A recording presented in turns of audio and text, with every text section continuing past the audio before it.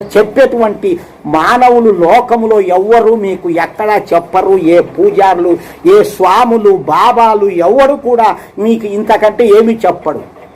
వాళ్ళు డబ్బుల కోసం నాకు మా దగ్గరికి వస్తే మీరు డబ్బులు మాకు ఇవ్వాలి అని చెప్పేసి వాడిని దర్శనం చేసుకుంటే ఇంత డబ్బు, వానికి ఆ కాళ్ళు పట్టుకుంటే ఇంత డబ్బు, వాని కోసం మనం పోతే ఖర్చులకు కొంత డబ్బు, ఇలా నష్టం కావాల్సిందే. కానీ వాడు మీకు ఒక్క మాట కూడా చెప్పడు దేవుని గురించి. ఇటువంటి ఈ యొక్క వేద మార్గములో మాత్రమే భగవంతుడు చెప్పేది సత్యముని చెప్పగలము. ఇతరత్ర వాటిలో భగవంతుడు చెప్పడు. మనుష్యుల మాటలు, మనుష్యుల పూజలు, రకరకాల మార్గాలు ఉంటాయి, కానీ సత్యము ఎక్కడ దొరకదు. కాబట్టి ప్రతివారు అందరూ కూడా త్యాగభావాన్ని అలవర్చుకోండి. స్వామి, ఈ ప్రపంచము నాది కాదు, ఈ ధనము నాది కాదు, నేను ఉన్నెన్నాళ్ళు అనుభవించి పోతాను, తరువాత ఇంకొకరికి ఈ నేల నాది, ఈ భూమి నాది, ఈ ఇండ్లు నాది అనుకుంటున్నాం. మనం పోయి ఏమన్నా ఇల్లు ఏమైనా ఎత్తుకపోతున్నామా, భూమిని ఏమైనా ఎత్తుకపోతున్నామా?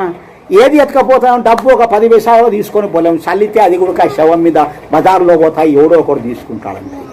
కాబట్టి ఎంత ఏది రాదు, ఇది బాగా తెలుసుకోండి.